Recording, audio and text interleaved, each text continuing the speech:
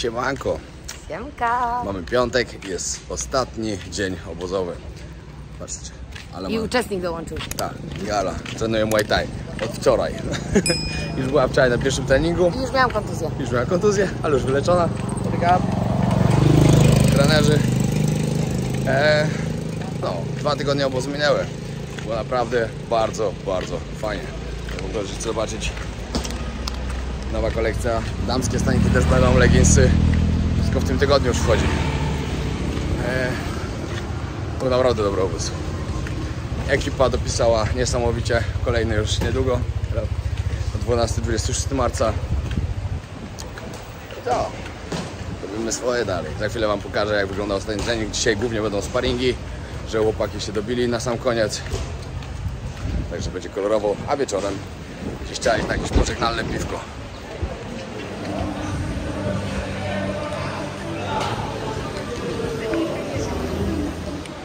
Popatrzcie, jak chłopak rzuca wagę.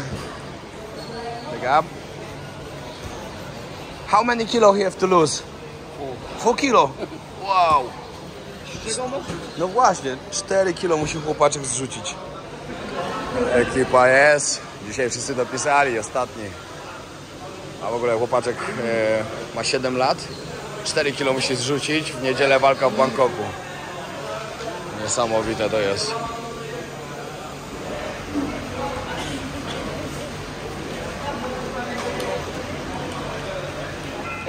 Ostatni trening, to zobaczcie. Frekwencja dopisała ponadprogramowo. Z 50 osób jest. Przyszło paru gości, którzy chcieli się z nami potrenować, poćwiczyć. Na ostatni trening zaprosiliśmy każdego. Także super.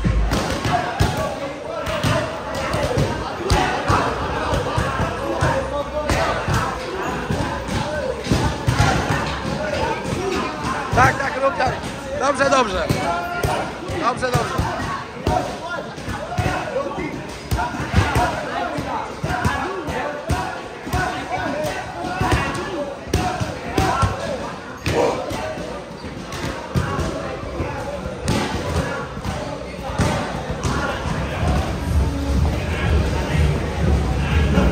Ostatnie sparingi.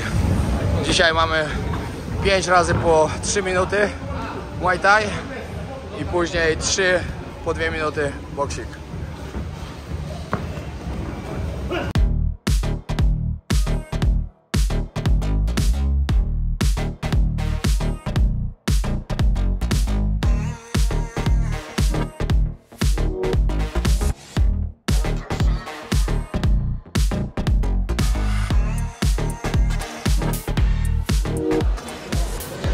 I to jest nasza ekipa dzisiejsza.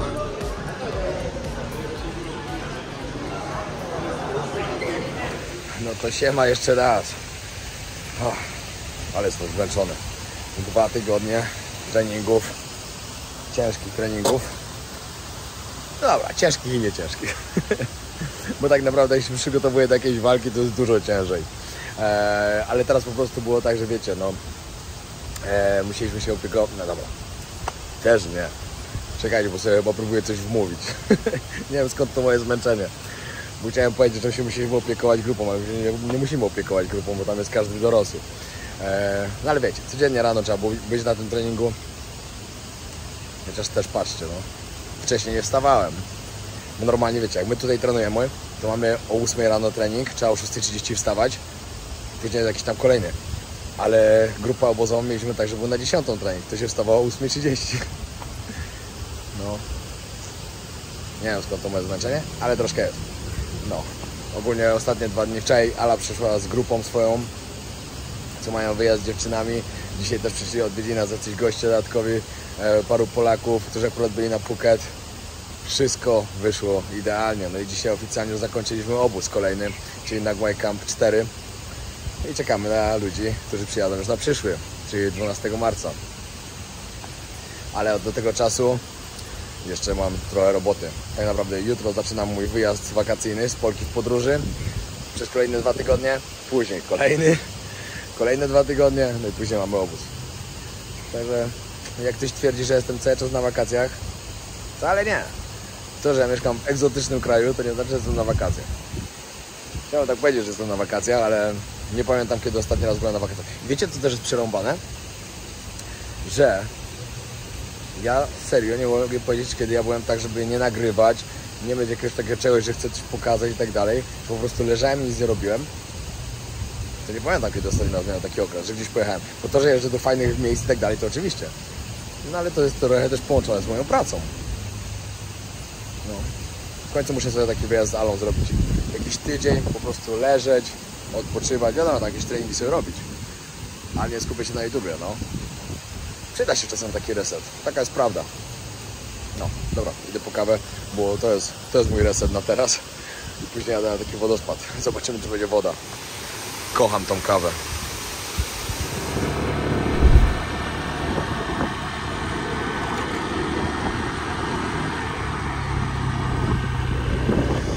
Dobra, przyjechałem już na miejsce. Zaraz powiem, gdzie jestem. Bank Pile Waterfall. Nie wiem, jak się wymawia. Także zobaczcie sami. Powiem wam tak. Oczywiście na wjeździe od razu przepłacicie. Bo wejście tutaj tak, dla taja dziecko płaci 20, a dorosły 30 batów. Czyli cena bardzo w porządku. Dla obcokrajowca dziecko 200, a dorosły 400. I pytam się gościa na wejściu, czy w ogóle będzie woda w tym wodospadzie, bo teraz jest pora sucha. No i niestety podejrzewam, jak może być. Ale twierdzi, że niby będzie. Nie będzie to za duże, ale że niby będzie. Także zaraz zobaczymy. Dzisiaj będzie taki trochę pogadankowy vlog. Za w kolejnym zobaczycie piękne widoki pięknej wyspy Raja. Szczerze mówiąc, byłem chyba tam raz, ale z 10 lat temu. Także się cieszę, że tak wyszło. Moja ekipa jedzie na 2 noce, ja tylko na jedną, ale i tak się cieszę, że jadę. No. Ostatnio parę osób się pytało, co tak mało Ala ostatnio jest w vlogach. Ala teraz ma swoją robotę też. Teraz przez najbliższy tydzień też się nie będziemy widzieli, bo popłynęła ze swoją grupą dziewczyn na Pipi, później na Krabi, później do Bangkoku i dopiero przyjeżdża przed moimi urodzinami, które są już za niedługo. Szykuje się bardzo fajna imprezka. Najpierw jest festiwal taki Colors w Café del Mar, później oczywiście do Armania Club. Mamy już rezerwację zrobioną. Się nie mogę doczekać. O, kiedyś tu jeszcze były gibony, ale widzę, że chyba było i się skończyło. Chyba padło.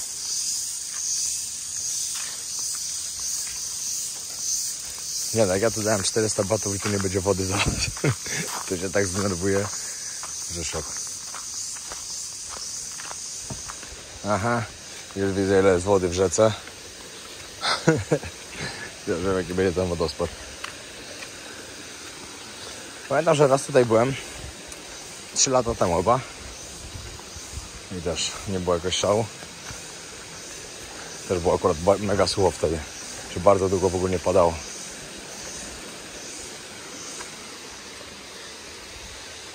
Klimacik fajny tu.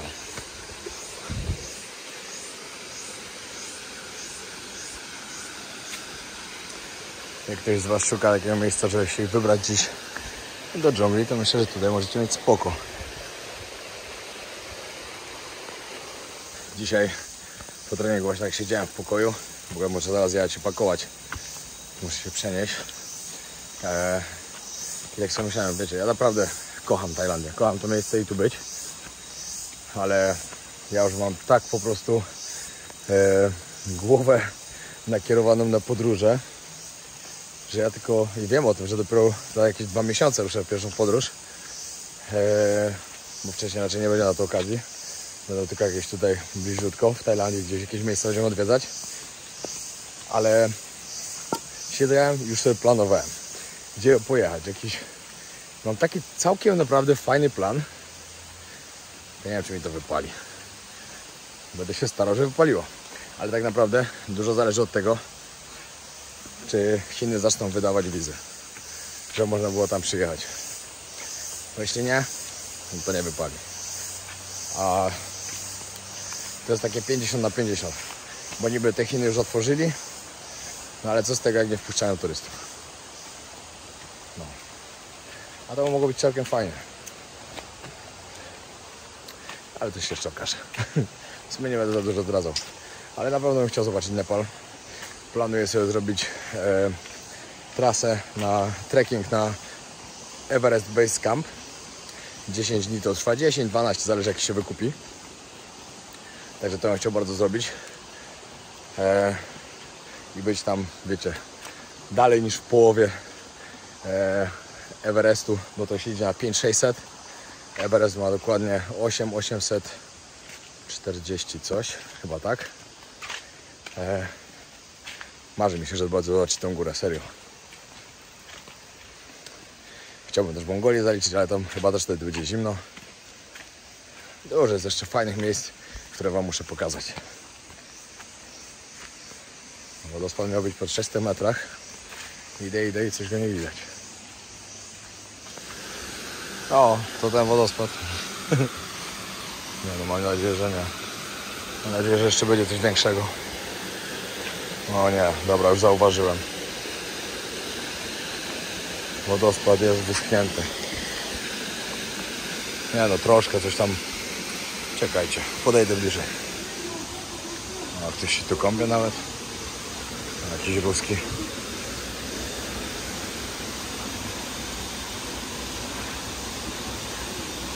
Nie no. Za co ja zapłaciłem 52 zł. Za to, za ten potok, żeby ktoś ścikał z góry. Wiecie, może w sezonie deszczowym to może być... Dobra, nie wiem, spoko, ale okej. Ale w suchym nie przyjeżdżajcie, zdecydowanie.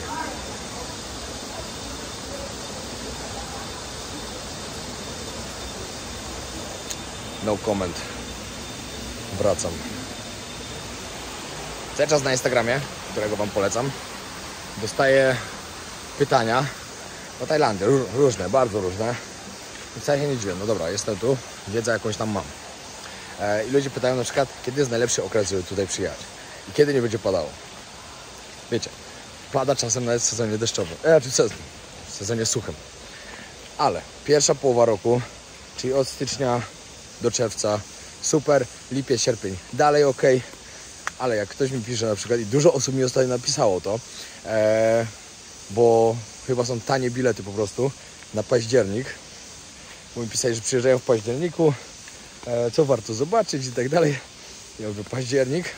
W październiku sobie za dużo nie planujcie, bo w październiku leje.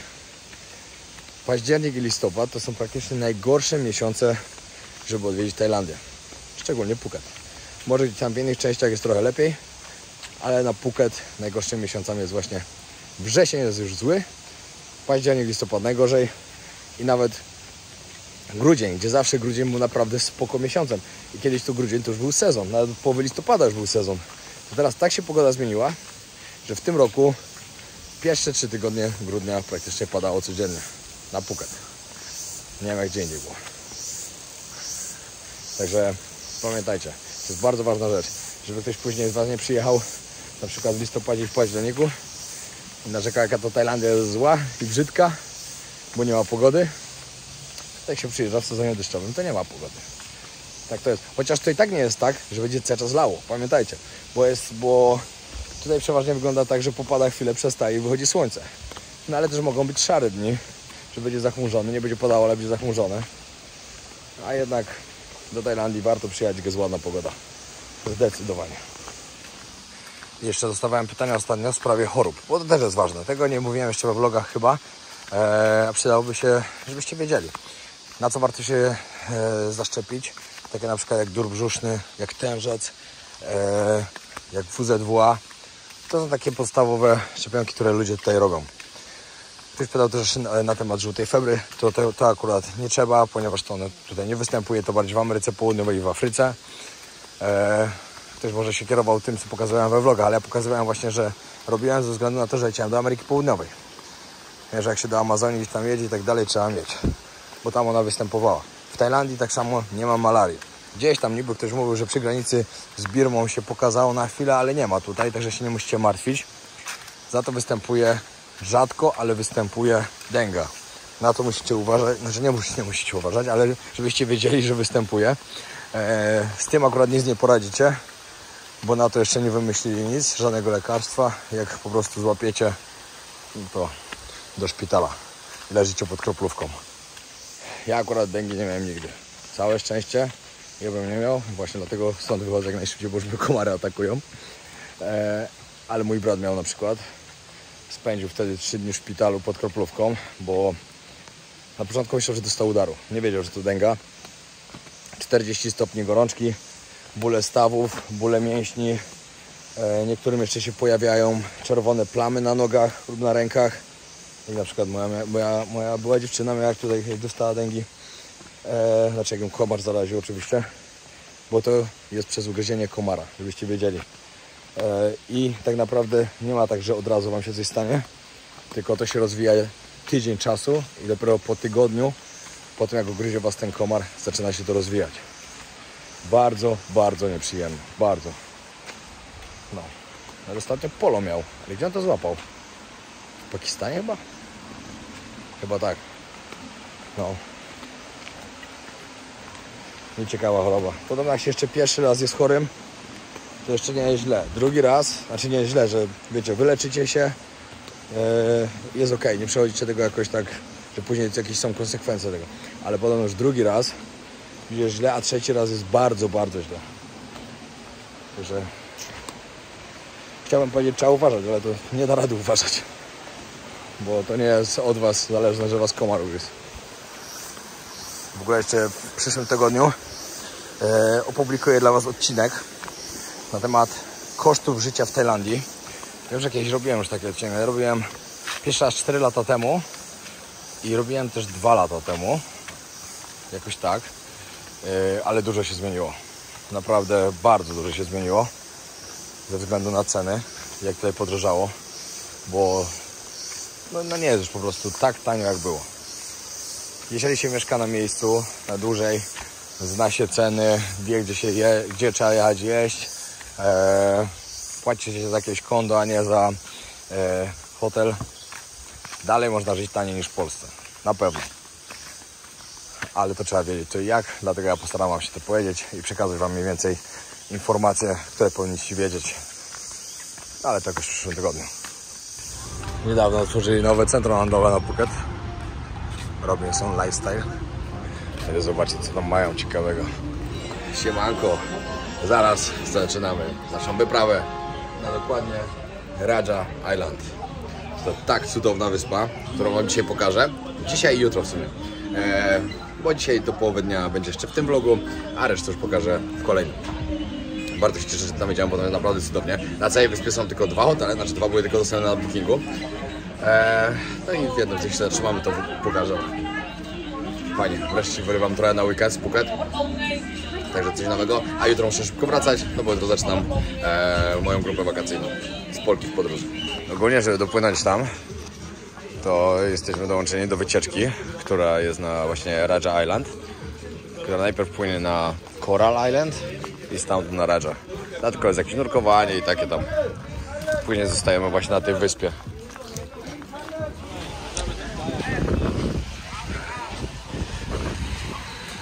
Ale będą fale. Ale już zjadłem tabletkę, także luzik.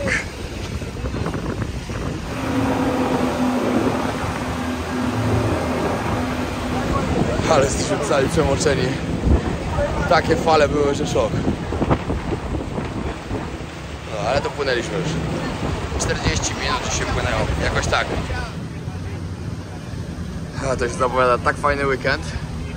A zresztą zobaczycie wszystko.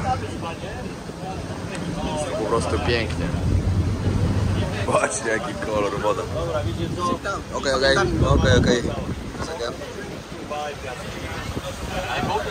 To wygląda jak wieża ze strażnika.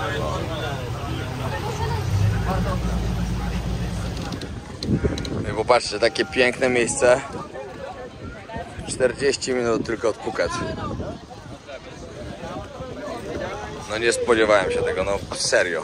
Wiedziałem, że to będzie ładnie, ale że aż tak. A jak odpalę drona tutaj, w ogóle będzie petarda. Wycieczki tutaj też mamy to zorganizowane, co oni tutaj przypomnieliśmy z wycieczką w sumie. Jak ktoś będzie chciał, dajcie znać. Polacy na Phuket na Instagramie. Albo piszcie do mnie. No i spędzać weekend w takim miejscu, petarda. To była bardzo dobra decyzja. Tylko teraz muszę załatwić hotel. Wszyscy mają zarezerwowany. Nie liczyli mnie za bardzo do tego, że będę jechał, bo myśleli, że ja dzisiaj już zaczynam wyjazd wakacyjny. Okazało się, że dopiero jutro. Zdecydowałem się, że jadę z nimi. No ale oni mieli już dużo szybciej zarezerwowane.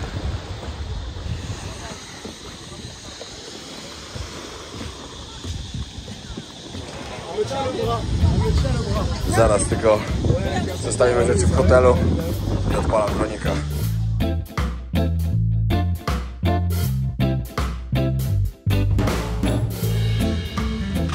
Wszędzie dookoła palemki.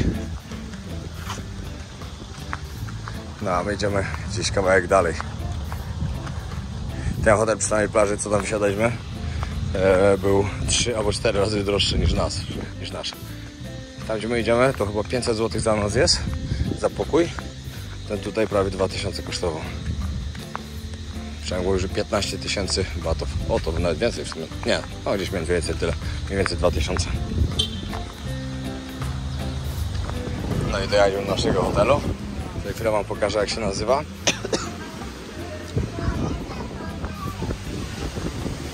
Troszkę tu wieje od tej strony. Moja ekipa gdzieś już tam poszła. Pewnie po jakieś piwko już. Trzeba dojść.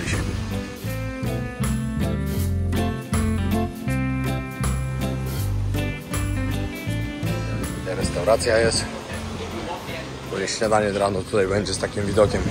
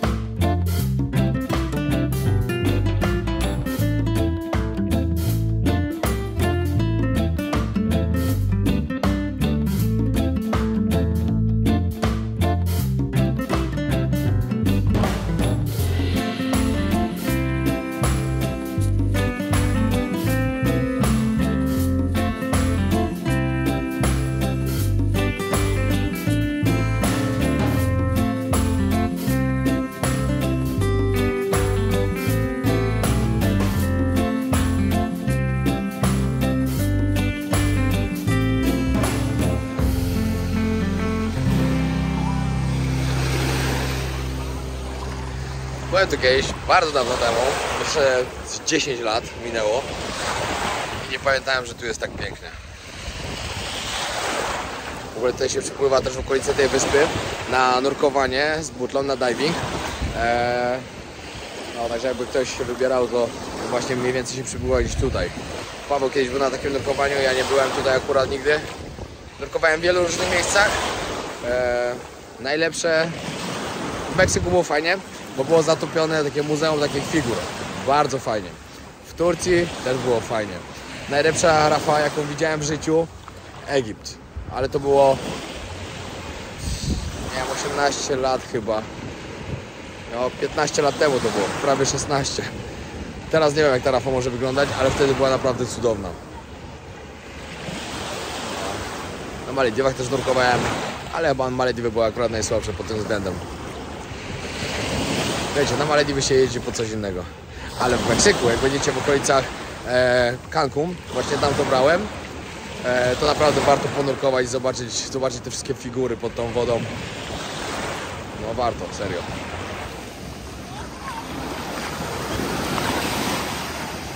Zdecydowanie będzie trzeba dodać tą wyspę też do e-booka przy aktualizacji, bo warto odwiedzić. Typowy wyspiarski klimacik. Noc w tym hotelu, później wam pokażę, jaki pokój jest. Jednak 4500 tajskich batów, czyli 600 zł chodzi. I to jest najtańszy. Znaczy najtańszy. Tańszy od tego drugiego, który jest dużo droższy. Ale tak jak mówiłem, pokażę pokój, jak dopiero nam go dadzą. Powiem wam, że po tej stronie mamy naprawdę luksus. Ludzie są praktycznie tylko w restauracji. Plażę mamy pustą, bo z drugiej strony już podpłynają wycieczki. Tak jak wam mówię, no tutaj podpływają wycieczki na Raja Island i stąd płynie dalej na Coral. No ale tutaj, tu co siedzą to spoko, a tam to naprawdę już tyle ludzi. Tam już nie wyglądało fajnie, tam już było za dużo, zdecydowanie. Idę teraz wstać materiał, szukać leżaka, żeby się gdzieś zdrzemnąć. Kłady też tu mają, ciekawe za ile można wypożyczyć. Później zapytam, jak się uda, to wam dam znać. No takim kładziku, fajnie by było. Ostatni raz, bo nie wiem, czy to miał mój jedyny raz, właśnie jak w takim kładzie sobie jeździłem po Mykonos. Tam się głównie wynajmowało albo kłady, albo motorki. Tak się przemieszczało po wyspie. W tym roku będę tam znowu, bo płyniemy na taki rejs fajny. Także się nie mogę doczekać, bo Mykonos naprawdę jest fajna. Dostawałem właśnie pytania, czy w sumie cały czas dostaję pytania. Wiecie, seria z rejsu, na którym byliśmy po Karaibach. Cały czas się ogląda, ludzie cały czas pytają, skąd to było. No to w sumie wam muszę wytłumaczyć teraz, bo wiele osób zadaje pytania. Rezerwowałem to na tanierejsowanie.pl. Mieli naprawdę najlepszą ofertę ze wszystkich tych, które przeglądałem. Bardzo byłem zadowolony. Pamiętajcie, że jak lecicie na taki rejs, to musicie dolecieć do miejsca, w którym jest. Ja na przykład miałem tak, kurde, nie wiem, czy mi tu nie wieje za bardzo. Ja miałem tak, że musiałem do Guadalupe dolecieć. Tam się wsiadło na statek, płynęło i Guadalupe z powrotem się leciało dalej. Teraz kolejny rejs, który z nimi będę miał, będzie we wrześniu. Płyniemy na... Będzie tak, będzie Sycylia, Malta, Santorini, jeszcze jedna tam jakaś wyspa i Mykonos. Fajny rejsik się zapowiada, same praktycznie piękne miejsca. Na Malcie jeszcze tylko nie byłem i na Sycylii nie byłem. Na poprzednich... Aha, i na tym jednym, które nie pamiętam jak się nazywa. A tak to nareszcie byłem. Wreszcie miejsc. Bo na Santorini byłem ostatnio zresztą. Są odcinki na kanale i na Mykonos byłem, ale wtedy jeszcze nie nagrywałem. Ale Mykonos tak dobrze wspominam. Po pierwsze, piękna wyspa. Droga, no bo droga, nie ma co ukrywać. Ale takie jakie imprezy tam były, niesamowicie. No. Będziecie chcieli, w sumie zrobię tak, że zostawię wam link na dole do tanie rejsowania, jakby co, żebyście wiedzieli co i jak. I mogę polecić, bo naprawdę byłem bardzo zadowolony z tego rejsu. Było wszystko tak jak powinno być. Statek, super.